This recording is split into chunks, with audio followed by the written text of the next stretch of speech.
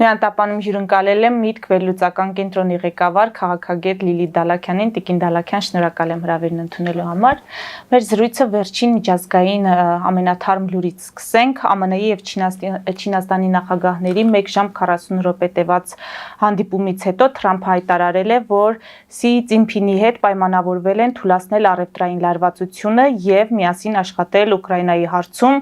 Շատ կարևոր կետերի շուրջ համաձայնության եկանք առևտուր, մաքսատուրքեր, հազվագյուտ մետաղներ, լրագրողներին պատմել է Թրամփը։ Ինչ վերլուծություն ունեք այս իրադարձության կամ այս պայմանավորվածությունների ազդեցության իմաստով ոչ միայն տարածաշրջանի, այլ նաև Ուկրաինայի ռուս-ուկրաինական խնդրի վրա։ Դե բոլոր տաղավարներում ձեզ հետ էլ մենք խոսել ենք, որ կարևորը Չինաստանի հետ աշխատելն է, ոչ թե Ռուսաստանի, որովհետև իմ վստահությամբ Ռուսաստանի գլխավոր լծակները Ռուսաստանի նկատմամբ գտնվում են Չինաստանի ձեռքում, դա եւ ֆինանսական օգնությունն է, նավթը գնելու տեսքով եւ ուրեմն ռազմական կոմպոնենտների տրամադրումն է զենքերի արտադրման համար, այսինքն ակնհայտ է, որ Չինաստանից Ռուսաստանի կախվածությունը շատ մեծ է, ել չասենք իրենց տնտեսության ոլորտում Չինաստանը ինչ ահռելի դեր ստացավ եվրոպական եւ ամերիկյան ընկերությունների դուրս գալուց հետո։ Եվ եթե նորյալ տա, ապա նորյալ տա իհարկե Չինաստանի հետ, աշխարհի երկրորդ տնտեսության, ոչ թե Ռուսաստանի։ Թրամփը սկզբում սխալ քաղաքականություն էր վարում, մաքսիմալ ճնշումների փորձեց ենթարկել, բայց Չինաստանը հզոր տնտեսություն ունի, դա երկուսին էլ ձեռնտու չէր։ Մենք տեսանք ըստ էության նա մաքսատուրքերը իջեցրել է, 15%-ի է հասցրել, մինչև այդ 100%-ի մասին էր խոսում։ Եվ հետաքրքիր է նախադասությունը, մենք խոսել ենք նաև Ուկրաինայի մասին։ Դեռ տեղեկություններ չկան, ընդհանուր խոսքեր են, ամերիկյան առաջատար լրատվականները շուտով վերլուծականներ կհրապարակեն, ավելի ներսից ինֆորմացիա եւ կհասկանանք ինչի մասն է խոսքը, բայց այն որ հեշտ չի լինելու Չինաստանին համոզել ճնշել Ռուսաստանին, դրա համար պիտի Չինաստանը ունենա օգուտներ, իսկ ինչ կարող է ԱՄՆ-ն առաջարկել եւ ինչ է Չինաստանը ուզել, դա էլ արդեն առաջիկայում պարզ կլինի։ Այսինքն Ուկրաինայի հարցում Թրամփը ակնկալելու է, որպեսզի Չինաստանի նախագահը ազդի Ռուսաստանին գալու կառուցողական դաշտ բանակցություններ։ Այո, որովհետև մենք տեսնում ենք, որ երբ Թրամփը ճնշում է Պուտինին, նա հայտնվում է Պեկինում, շքերթների է մասնակցում եւ խոսում է ռուս-չինական խորը ռազմական հարաբերությունների մասին։ Եվ հիմա ես կարծում եմ Ռուսաստանում այսպես վախվորած մտածում են, թե մեր հաշվին Չինաստանը ինչ կարող է խոսել ԱՄՆ-ի հետ։ Գրկում եմ, դա մեկ այլ լուրջ հարց է, թե Թայվանից պիտի խոսեն տնտեսական պրեֆերենցիաներից, հնդկա-չինական այդ տարածաշրջանում Խաղաղօվկիանոսյան արևելյան ինչի մասին կարող են խոսել։ Հատկանշական է Թրամփի այցը Ճապոնիա եւ Հարավային Կորեա, որտեղ նա ըստ էության պացիֆիստական սահմանության փոփոխության մասին խոսեց նոր վարչապետի հետ, իսկ ճապոնական բանակի վերստեղծումը մեծ հարված է Չինաստանի համար։ Մենք գիտենք, որ Չինաստանը մշտապես պատմությունից ելնելով սարսափել է, որ Ճապոնիան նորից ունենա բանակ, հատկապես հաշվի առնելով իրենց հզոր տեխնոլոգիաները։ Այսինքն Թրամփը Չինաստանին էլ է այսպես հասկացնում, որ եթե դու այս տարածաշրջանում հանգիստ ես ուզում իրավիճակը որ լինի, պետք է օգնես ինձ ռուս-ուկրաինական ռազմաճակատում, բայց սա շատ երկարատև գործընթաց է լինելու, որովհետև Չինաստանի պահանջները չեմ կարծում ինչ որ թեթև մինիմալ պահանջներ լինեն։ Մի բան ակնհայտ է, աշխարհը փոխվում է, այո, պետք է նոր անվտանգային համակարգ ստեղծել եւ կրկնեմ, այդ համակարգը չպիտի ստեղծվի Ռուսաստանի հետ, այլ պիտի ստեղծվի այն երկրի հետ, որը կարող է զսպել Ռուսաստանին։ Հետաքրքիր է լիդերների իմաստով Պուտինն է ավելի զիջող կամ Պուտինից ակնկալել կառուցողականություն, թե Չինաստանի նախագահից, ինչ է կարծում։ Շատ հետաքրքիր հարց եք տալիս, ես երեք դրան անդրադարձա։ Տեսեք, Պուտինը ինքը անկանխատեսելի չի, բայց նաև իռացիոնալ քայլեր կարող է անել։ Ես չեմ կարծում, որ Ուկրաինա ներխուժումը ռացիոնալ էր իր տեսանկյունից։ Իմանալ, եթե հաշվի առնենք, որ նա կարծում էր, որ 3 օրում է ավարտելու։ Հիմա իհարկե հեքիաթ են պատմում, որ իրենք այդպես էլ պլանավորել էին, բայց պարզ է, չէ, որ նայում ենք Պուտինի նպատակները եւ ինչին է նա հասել, լրիվ իրար հակասում են։ Հետո Պուտինը ինչ է անում, նա վախեցնում է ուղղակի։ Ես ատոմային Պոսեյդոն, այսօր Պոսեյդոն եմ ուրեմն բաց թողել, այդ ուրեմն ջրային այդ ռումբերի մասին է նա խոսում, որը որևէ մեկը չի տեսել ի դեպ։ Այսինքն նույն Բուրիվեստիկի պատմությունն է, թռիչքը եղել է, Նորվեգիան հաստատեց, որտեղ է եղել, որտեղ է վայրեջք կատարել է հաջող վայրեջք, թե ոչ, չկա ինֆորմացիա։ Նույնը այս Պոսեյդոնի մասին, եւ նա ամեն օր գալիս է խոսում է ինչ-որ Վունդերվաֆեի մասին, որը կախարդական հատուկ զենք ունի, աշխարհում անալոգը չկա, հեքիաթներ, հետո իմանում ենք, որ այսպեսի բան չկա, օրեշնիկի նման։ Այսինքն նա ուղղակի աշխարհին ասում է, չեմ հաղթի, ես ձեզ բոլորիդ կոչոնչացնեմ։ Ինչպես նա ասեց, ում է պետք աշխարհը առանց Ռուսաստանի, եւ այդպես ժպիտով խոսում է այդ մասին, ես չեմ հասկանում, բոլորը կգնան դժոխք, մենք դրախտ։ Ես Չինաստանից արտահայտություններ չեմ լսել։ Չինաստանը ավելի ռացիոնալ է, նա պատրաստ է համագործակցության Եվ նա տնտեսական գերիշխանության է ձգտում։ Եթե նկատում եք, ինչքան էլ զենքեր արտադրեն շքերթներ անը, չինական բանակը փորձ չունի պատերազմելու երկրորդ համաշխարհայից հետո։ Այդտեղ էլ այնպես չի, որ կարող էր հաղթել, եթե արևմտյան երկրների օգնությունը չլիներ, այսինքն 2 միլիոնանոց բանակ ունենալը դա դեռ հաջողության գաղտնիք չի։ Չինաստանը ռազմական էսկալացիաների չի մասնակցում։ Նա օգտագործում է Իրանին, Ռուսաստանին, Համասին, ինքը տնտեսապես է ներխուժումը, եւ մենք այսօր դա տեսնում ենք բոլոր տարածաշրջաններում։ Այս առումով խաղաղությունը պարզը ավելի կարևոր է, քան տնտեսական շահերը եւ Ամերիկան պիտի խոսի Չինաստանի հետ խաղաղության մասին եւ դիլ է, չէ՞, սիրում, ասում է Տրամպը ինչ է ասում, ասում է եկեք գործար քանենք, տնտեսություն զարգացնենք, իրենք չեն հասկանում Պուտինը ինչ է ուզում, ինչու է իր տնտեսությունը տանում կոլապսի, Տրամպը անդադ խոսում է ինչ է օրը 5000 իր ասելով զինվոր կորցնում եւ այդ առումով Չինաստանը իհարկե ավելի ռացիոնալ երկիր է։ Հիմա գանք մեր խնդիրներին, Տիկին Դալաքյան, ինչով կբացատրեք Ալիևյան ռեժիմի վերջին որոշումը վերացնել արգելքը իր երկրի տարածքով Հայաստան բեռների համար։ Մենք տեսանք, որ ի պատասխան Փաշինյանն էլ հայտարարեց, որ հենց այսօրվանից պատրաստ ենք Թուրքիայից Ադրբեջան եւ Ադրբեջանից Թուրքիա հակառակողությամբ մենք էլ ապահովենք բեռների տարանցում։ Դա կախված է միջին միջանցքի կապված հետ եւ դա միջազգային կոմպոնենտ ունի ամերիկյան, եվրոպական։ Դա կարեւոր է միջին միջանցքը Ռուսաստանի շրջանցելու համար, Միջին Ասիայից եկող բեռների, նաեւ կարծում եմ Չինաստանից եկող բեռների համար։ Այսինքն սա Միջին Ասիան Ռուսաստանի ազդեցության տակից եւ Հարավային Կովկասը դուրս մղելու համար էր։ Դրա համար Ալիևը գնաց այդ քայլի, որտեղ մենք գիտենք Ալիևը որքան էլ Պուտինի հետ լավ լինի կամ վատ, նա միշտ դիվերսիֆիկացնում է իր քաղաքականությունը։ Հետո անհասկանալի կլինի, եթե Տրամպը ամեն օր ասում է, որ խաղաղությունը տարածաշրջանում ցորենը ինչպես արգելեին, որ մուտք գործի Հայաստան։ Բայց սա ապաշրջափակման մասին իհարկե չի խոսում, որտեղ բեռները Ադրբեջանից Հայաստան ուղիղ չեն եկել, բացի այդ ես շատ կասկածում եմ մեծ, որ Թուրքիան բացելու է մեզ այդ սահմանը, ինչքան էլ դրա մասին անընդհատ խոսվում է, մինչև Ադրբեջանի կողմից խաղաղության պայմանագրի ստորագրումը։ Իսկ արդյոք Ադրբեջանը կստորագրի դա պարզ կլինի հաջորդ տարի նաև Տրամպի ճնշումներից ելնելով։ Այսինքն Նիկոլ Փաշինյանի առաջարկը այսպես ուղղված է Թուրքիային, որ դուք էլ բացեք սահմանը, բայց Էրդողանը այդպիսի լիդեր չի, որ առանց ինչ-որ մի բան ստանալու գնա այդ քայլին, որը առաջինը իհարկե պետք է Հայաստանին, իրենք դրանից իհարկե օգուտներ ունենում են, բայց կարող են մի 5 տարուց այդ օգուտ ունենալ, իսկ Հայաստանին մեծ մասամբ անհրաժեշտ է դիվերսիֆիկացնել այս ճանապարհները Ռուսաստանից եկող։ Ներքաղաքական բաղադրիչ են տեսնում, ասում են Ալիևը ամեն ինչ անում է, որպեսզի Նիկոլ Փաշինյանը վերարտադրվի, վերընտրվի, այսինքն այսպիսով օգնում է, որ Նիկոլ Փաշինյանին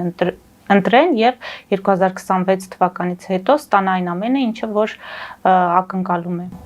Եթե ցանկանար օգներ, կարծում եմ խաղաղության պայմանագիրը գոնե կստորագրեր կամ էլի սահմանազատման կգնար։ Սա Նիկոլ Փաշինյանով պայմանավորված չի։ Պետք է խոսենք, որ Ղազախստանն էլ էստեղ մեծ դեր ունի։ Ղազախստանը շատ է ցանկանում Ռուսաստանի ազդեցությունը քչացնել, հատկապես հյուսիսում։ Եվ եթե ղազախական եւ հայկական կողմերը եկել էին համաձայնության, Ալիևը Տոկաևին հաստատ չէր մերժի, լավ Փաշինյանին դնենք մի կողմ։ Գործարքը եղել է Հայաստանի եւ Ղազախստանի միջև։ Սա կարևոր է, իսկ Ղազախստանի ղեկավարությունը մենք տեսնում ենք, որ Թուրքիայի եվրոպական երկրների հետ փորձում է ավելի խորը հարաբերություններ հաստատել, ինչը Ռուսաստանում շատ բացասական են ընդունում, ուղղակի այնտեղ Չինաստանի եւ Թուրքիայի գործոնը հաշվի առնելով Ղազախստանին այդպես չեն կարող ճնշել, որքան Հայաստանին։ Այսինքն Ալիևը մերժելով Հայաստանին, մերժում էր նաեւ Ղազախստանին։ Սա շատ կարևոր է, իսկ իրենք այդ թուրքական պետություններում գործընկեր երկրներ են։ Չեմ կարծում, դա պոպուլիստական արտահայտություն է։ Հակառակը կարելի ասել, իսկ ինչու պիտի մեր ցորենը օրինակ գա Ադրբեջանով, դա անվտանգ է։ Բացի այդ սա ապաշրջափակման մասին չի խոսում։ Կամ այս ուժերն էլ են, չէ՞, ասում, որ պիտի ճանապարհները ապաշրջափակվեն, իրենք չեն ասում, չպիտի։ Իրենք ասում են ուղղակի սա կապիտուլյացիա է, մենք որ գանք ավելի լավ պայման կբերենք։ Խոսքը չի վերաբերում նրան, որ պիտի Ադրբեջանը չբացել սահմանը։ Խոսքը վերաբերում նրան, որ իրենք ասում են դրանից հետո Փաշինյանը միջանցք է տալու, բայց ես սուրճի բաժակ չեմ կարող նայել, չգիտեմ, իրենք ինչ տեղեկություններ ունեն։ Համենայն դեպս անդադ մենք լսում ենք, որ միջանցք է տալիս, դեռ այդպիսի փաստ չկա, երբ որ լինի, ես կարող եմ դրա մասին Իսկ այդ հացահատիկի բեռների անվտանգ լինելը, որ ասում եք, ընդդիմությունն է դա բարձրացնում, այսինքն ինչ է նշանակում, ինչ կարող են անել այդ բեռների հետ։ Գիտեք, ես այսպես փորձում եմ պատկերացնել, իհարկե ոլորտի մասնագետ չեմ, բայց Ադրբեջանի տարածքով որ անցնում է, իրենք որևէ վերահսկողություն է տեղ ունեն, պարզ է, որ վերահսկում են, թե ինչ է անցնում, այդ ընթացքում ինչ կարող են անել, ես այսպես չեմ ուզում թեորիաների մեջ այստեղ ընկղմվել, բայց օրինակ Ռուսաստանը միշտ շանտաժ է անում, չէ՞, բիոլոգիական զենքերով աշխարհին, թունավորումներով, չգիտեմ ինչ որ կարիճների մասին է խոսում, իբրև թե մոծակների, որ լաբորատորիաներ կան, բայց ուրեմն իրենք ունեն այդպիսի հնարավորություններ։ Այսինքն դա այդ ամենավատագույն սցենարն եմ ես մտածում, բացի այդ որ Հայաստան է գալիս, Հայաստանը կարող է դրա որակը ստուգել։ Այստեղ էլ կարծում եմ ունենք հնարավորություն, բայց այստեղ ոչ միայն անվտանգության մասն է, այլև որ այդ ճանապարհը Ալիևը երբուզի չփակի, այսինքն մեր այլընտրանքը ռուսական ցորենից չպիտի լինի Ալիևի ճանապարհը։ Դա էլ թող լինի, ինչքան շատ լինի, այնքան լավ, բայց դե Ալիևը մեր դաշնակիցը չի եւ ասենք Ուկրաինայից էլ կարելի է բերել Վրաստանով։ Մեր աշխարհական դիրքը այնպեսին է, մենք չենք կարող օդով բերել, իհարկե դա էլ կարող ենք, բայց դե բոլոր տեղերից պիտի օգտվել, բայց Ռուսաստանի այլընտրանքը միայն Ադրբեջանի ճանապարհը չպիտի լինի։ Նախորդ շաբաթ տեղի ունեցավ երկու երկրների քաղաքասարակության ներկայացուցիչների հանդիպում, իհարկե բուռն քննարկումներ, էմոցիոնալ դաշտում ծավալվեցին մեր ներսում, ասում էին ինչ էկոակտիվիստ, ինչ բնապահպան, դրանք կեղծ են, հերիք չի կեղծ էին, մեր շրջափակման ենթարկեցին արցախահայերին, հիմա էլ հայտնվել են Երևանում։ Ինչ կարող եք ասել, իսկապես հասարակությունները գիտակցում են, որ պետք է գնալ շփումների, որ ամեն դեպքում պատերազմել անվերջ հնարավոր չէ։ Ես այդ շփումների կողմնակիցն եմ երկու ձեռքով, ինքս մասնակցել եմ Բրյուսելում այդպիսի շփումների ադրբեջանցի շատերի հետ, ովքեր եկել էին Հայաստան, բայց այնտեղ կային դեմքեր, կոնկրետ մեկ հոգու ես նկատեցի եւ դրա մասին խոսել եմ, որ էկոակտիվիստ Տեսեք, փորձագետի տարբերությունը սովորական քաղաքացուց ինչու՞մ է, նա պիտի լինի օբյեկտիվ, հակառակ դեպքում դա պրոպագանդիստ է։ Այսինքն, եթե մենք ասում ենք ադրբեջանցի փորձագետ է եկել, ուրեմն նա պրոպագանդիստ է, փորձագետ չէ, եւ կարդում ես այդ կինը ինչ է ասել շրջափակման օրերին, որ այստեղ էկո հանցագործություններ են եւ իդեպ մեր իշխանությունները ասում էին, որ դա սուտ է, իրենք էկոակտիվիստ չեն։ Հիմա երբ մենք քննադատում ենք ասել, որ չէ, լավ կին է, կներեք, այսպես կենցաղային ասեմ, օբյեկտիվ է, դա ցույց է տալիս, որ դուք այն ժամանակ սուտ էիք ասում, որ դա։ Չէ, նաեւ ասում են դա է իրենց քաղաքասարակությունը, մենք պետք է աշխատենք իրենց հետ, այսինքն փոխել չենք կարող իրենց։ Քաղաքասարակությունը 6 հոգի չի։ Այնտեղ շատ ազնիվ մարդիկ կան, ես անկեղծ ասում եմ, շփվել եմ իրենց հետ, կարելի է այդ մի կնոջը, որը շատ լուրջ վատ համբավ ունի, Հայաստան չհրավիրել։ Ինչա իրենք Կարող ենք ասել, որ հատուկ էին ուղարկել։ Հայերը թող իմանան, ով հատուկ կարող են ուղարկել։ Իսկ մեր քաղաքասարակության այն անդամներին, որոնք քննադատել են ադրբեջանյան կհրավիրեն, փոքր կասկածում եմ։ Այդպես որ նայեք Ռուսաստանի քաղաքասարակությանն էլ հրավիրեք, որ ասում է Հայաստանն էր մեղավորն ու հիմա պետք է շփվենք թե չէ, չի կարելի, սա հետո ասում են մենք տենց որ նայենք բոլորը պատերազմել են հայերն ու ադրբեջանցի, խոսքը ժողովուրդների մասին չի կրկնում, սա փորձագետ է։ Ռուսաստանն ու Ուկրաինան էլ են պատերազմում, եւ խաղաղություն լինի, ես չեմ պատկերացնում, որ Կիևը հրավիրի ուրեմն իրենց մոտ մի փորձագետի, որը նախկինում ասել է, դա հանցագործություն չի, որ մենք սպանում ենք ուկրաինացիներին, դա հատուկ օպերացիա է, չէ՞, պիտի այս առումով ուշադիր լինել։ Էլ չասած ներողություն, որ ես չեմ հավատում, որ Ալիևը մի օր հայցեր կրկին չի ներկայացնի Հայաստանին, նա հետ չի վերցրել էկո հանցագործություններ, ես կինել կգա, վկայություն կտա մեր դեմ։ Ֆելիչե ժամանակակից ատամնաբուժական կլինիկա։ Այստեղ հարմարավետությունն ու խնամքն առաջնային են։ Այստեղ կիրառվում են ատամնաբուժական ամենաժամանակակից տեխնոլոգիաներ, ճշգրիտ ախտորոշում, արդյունավետ բուժում, նուրբ փորձառություն եւ անհատական մոտեցում։ Սկսած սովորական մանրուքներից մինչև առաջադեմ ընթացակարգեր, այստեղ դուք գտնվում եք բարձր որակավորում ունեցող եւ փորձառու ատամնաբուժական մասնագետների ձեռքերում։ Մեր բարեկամական եւ հյուրընկալ անձնակազմն այստեղ է յուրաքանչյուր այցը հաճելի դարձնելու համար։ Ֆելիչե, ձեր առողջ եւ ամենաերջանիկ շպիտը սկսվում է այստեղից։ Եկեք եւ բացահայտեք նորարարության, փորձագիտության եւ կարեկցանքի կատարյալ համադրությունը։ Երևան շիփինգ, սենսացիա ստեղ, հա։ Այո, ճիշտ եք եկել։ Սադրոցներ Երևան ուղարկելը $2.99 օթանավով։ Այո, Իսկ եթե դոլար ուղարկես, դոլար ստանան։ այո, Իսկ որ տանեն տուն հասցնեն, էլի մի տոկոս, հա։ 2%։ Երասը ծրի է, էլի։ Ժողովուրդ սենսացիա, ծրի է։ Նորթ Հոլիվուդ, Գլենդել։ Ջակփաթ հագուստի խանութը երկրորդ մասնաճյուղն է բացել Գլենդելի սրտում, որտեղ կարող եք ձեռք բերել եվրոպական եւ ամերիկյան ընտիր հագուստեղեն, կոշկեղեն, աքսեսուարներ, պայուսակներ ամենահարմար արժեքներով։ Նաեւ կարող եք ցանկացած ապրանք պատվիրել եւ ձեռք բերել կարճ ժամանակում։ Ջակփաթի Գլենդելի հասցեն է 1135 North Pacific Avenue, հեռախոս 818 813 2252։ Ջակփաթ հագուստի լավագույն կենտրոնը Գլենդելում։ 60-ից ավելի ճանաչված եվրոպական բրենդների ինքնատիպ, չկրկնվող եւ մատչելի ընտրանին Fortuna Home and Country House խանութ սրահում։ Նորավոճ սպասք եւ կահույք հորեկա բնագավառի համար, տեքստիլ, տնտեսական ապրանքներ, ամեն ինչ գեղեցիկ կյանքի համար։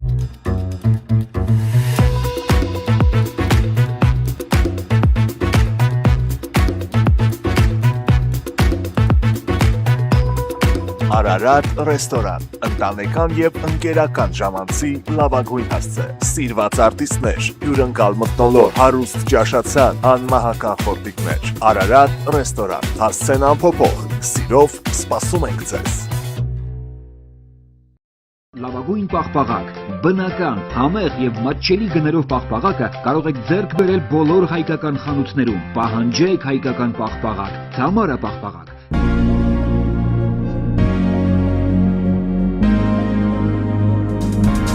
Տպագրեք ձեր գիրքը Նոյան տապան տպագրատանը, ինչպես նաև թերթեր, ամսագրեր, բուկլետներ եւ այլն։ Հասցեն քաղաք Երևան, Իսահակյան 28 առաջին հարկ։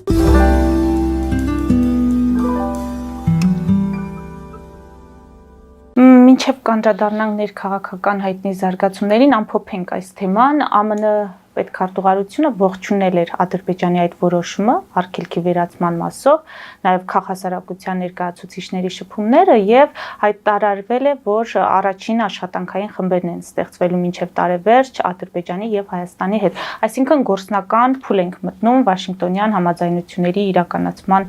առումով։ Նախ մենք պիտի հասկանանք, իսկ Արցախի քաղաքասարակության անդամներ լինելու են թե ոչ, օբյեկտիվ ոսկու չի վերաբերեն, որ Ռուսաստանը ինչպես ասի դա ճիշտ է, որովհետև եթե մենք հրավիրում ենք այսպիսի էկոակտիվիստների, որոնք Արցախի հարցում ունեցել են տեսակետ, օբյեկտիվ կլինի, որ Արցախից էլ լինի եւ խոսքը անկախության մասին չի լինելու, հենց էկո հանցագործությունների մասին Ադրբեջանը այնպիսի զենքեր է կիրառել, որոնք էկո հանցագործությունների ավանդակ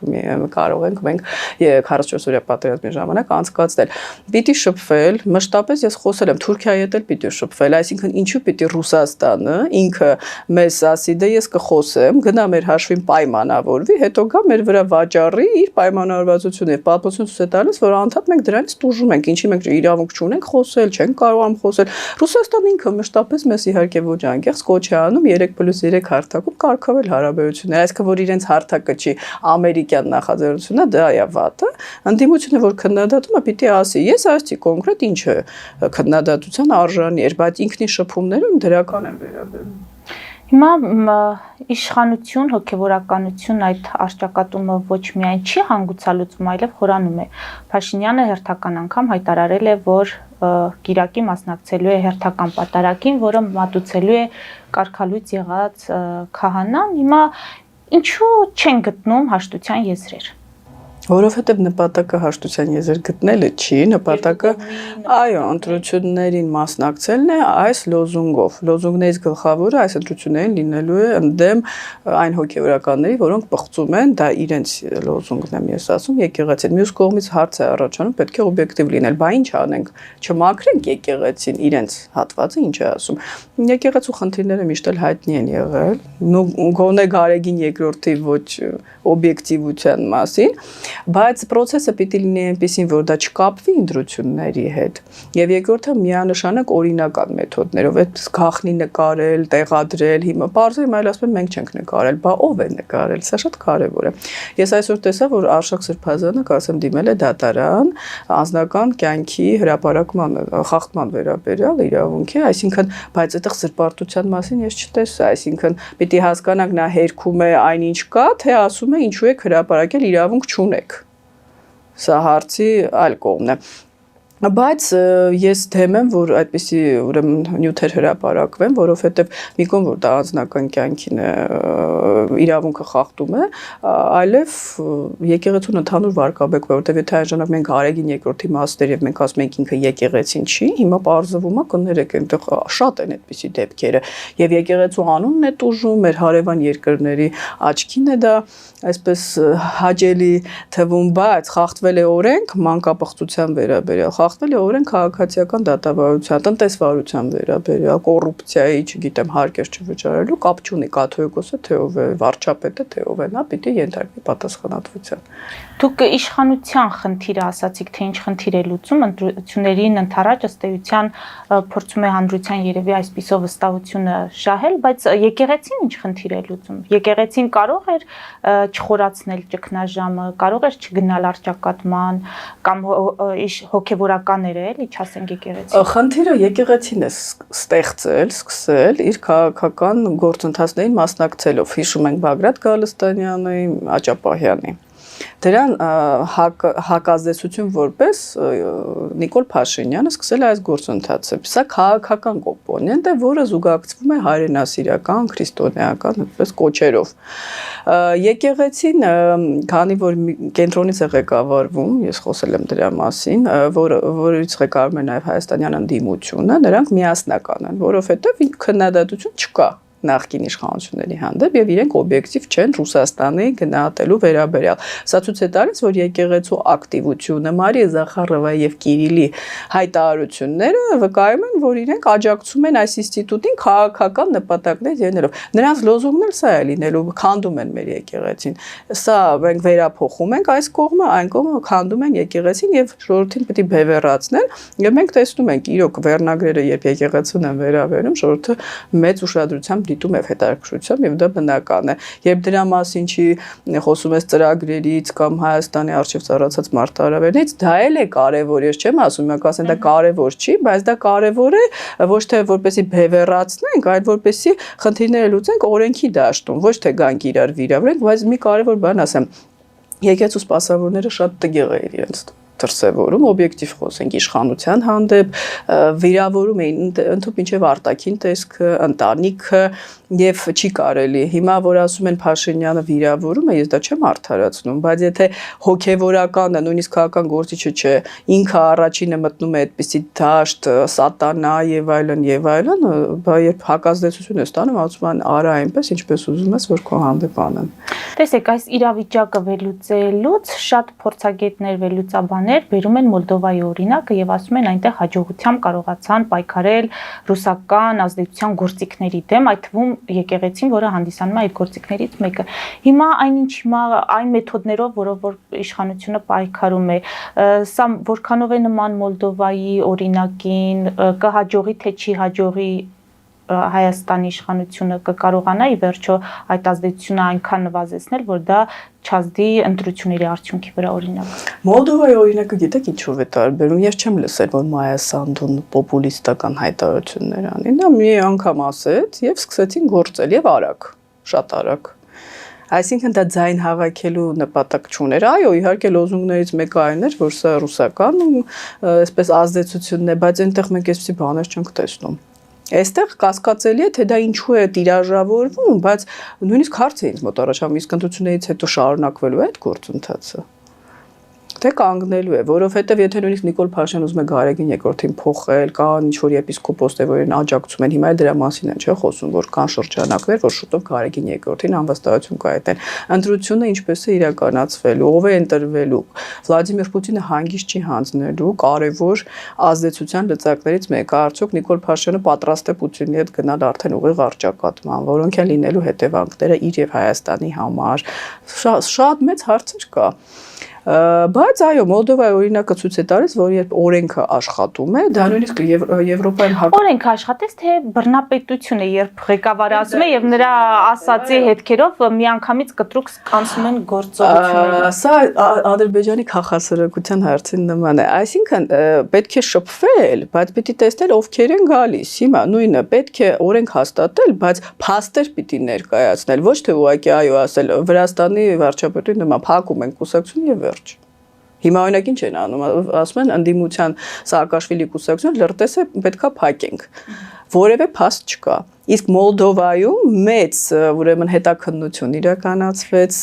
եվրոպական բոլոր հայտնի պարբերականները հրապարակեցին, փաստերով, ձայնագրությունով, կոչվում է Շորի ցանց։ Իլոն Շորը ինչպես է գումարներ ուղարկում Մոլդովա։ Հիմա արդեն Եվրոպայի որևէ երկրում չի կարող հարց առաջանալ, որ Մայա Սանդուն անօրինական կասեցրել է կուսակցությունների գործունեություն։ Դրա համար Նիկոլ Փաշինյանը փոխարենը գա 7 տարի ասի, որ իրեն գործակալ են եւ 5-րդ շարասյուն են դրսից էլ գումար են ստանում եւ պետք է ներկայացնի փաստեր եւ այդ խնդիրները օրենքով լուծի առանց այս աղմուկի եւ ներկայացումների։ Իսկ եթե նա դա չի անում, ուրեմն սա հերթական ընտրության հերթական նույն լոզունգն է։ Շնորհակալ եմ։ Մեզ դիտողներին հիշեցնեմ, որ զրուցում էի Միտք վերլուծական կենտրոնի ղեկավար քաղաքագետ Լիլիթ Դալաքյանի հետ։ Մեր ուղիղ եթերները կարող եք դիտել Patreon-ում, նաև այդ հարթակում աջակցել մեզ էկրանին երևացող QR կոդով։